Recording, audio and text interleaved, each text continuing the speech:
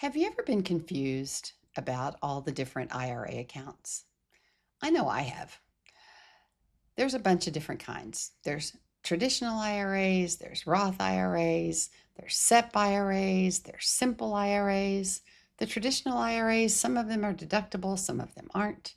So let's just go through the different kinds of IRAs today and get a sense of of what the opportunities are out there, what the options are, what the rules are, how they're taxed, so that we can all get on the same page when we're talking about these.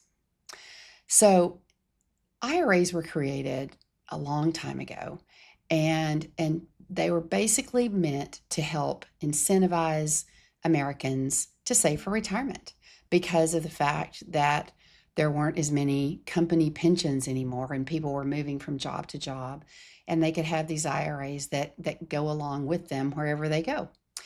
So now that we have them, and then we've had all the different rules around them, they've just gotten a little bit more complicated. So in the beginning, there were traditional IRAs, and they were tax deductible.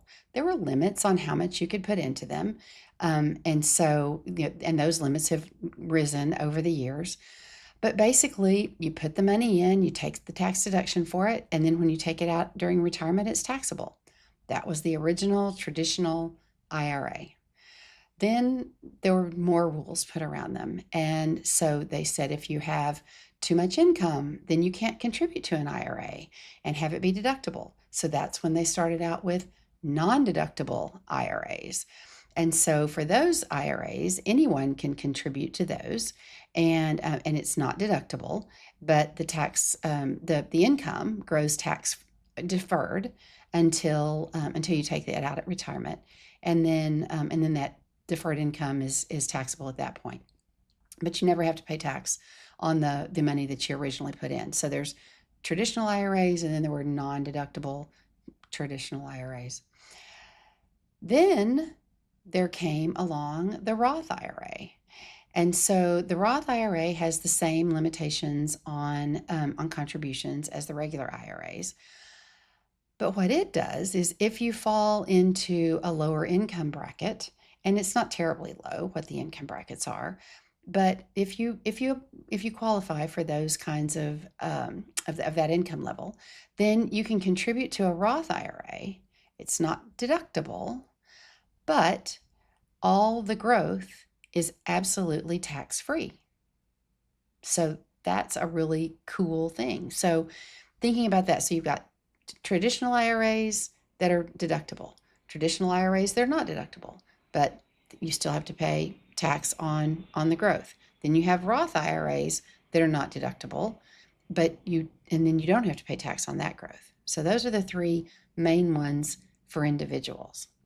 So when does it make sense to do one or the other? Well, it depends on your situation.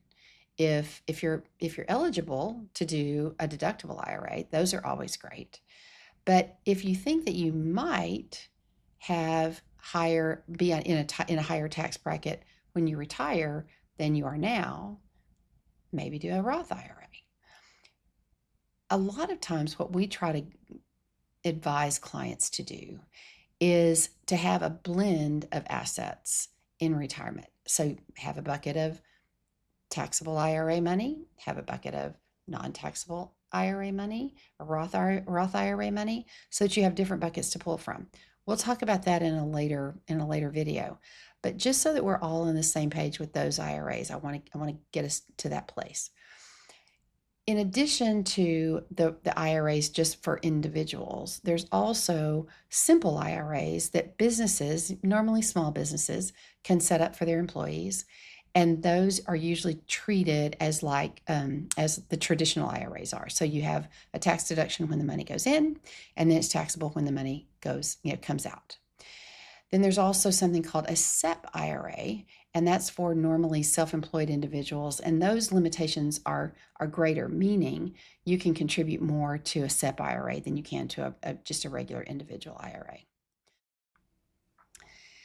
Common questions that I get asked about IRAs include, can I contribute to both a Roth IRA and a traditional IRA? The answer is yes, but you're still subject to the overall limits. So you have to take a look at all of those when you contribute. Another question I get is my income too high to contribute to a Roth? Well, sometimes it is. And so therefore you have to look at that and maybe consider what we call a backdoor Roth, which is a nice little trick where you can contribute to a traditional IRA. It's not deductible. And then you contribute that to a Roth IRA and do a rollover. Am I too old to contribute to an IRA? You're never too old to contribute to an IRA as long as you have earned income. The most important question I get is, which one is better for me? And the answer is always, well, it depends, because that seems to always be the answer from accountants. But it does depend on what your situation is and what your goals are. Another question that I get is, when can I take the money out? And for most IRA products, you can take the money out after you're 59 and a half without a 10% penalty. But if you take the money out before that, you're usually subject to not only the income tax, if it's taxable, but also to the 10% penalty. So you have to be careful about that and realize that when you contribute, it's really for the long haul. Another question I get is, do I have to take the money out at all? And the answer is yes, you do. And we will cover that in another session on this. But basically, at retirement age, and that's usually around 72, 73, or 75, depending on when you're born, you have to start taking distributions from regular IRAs. But from Roth IRAs, there are no required minimum distributions. So those are the basics for individual retirement accounts. If you still need more information, we would love to talk to you and give you financial clarity and confidence for today and for life.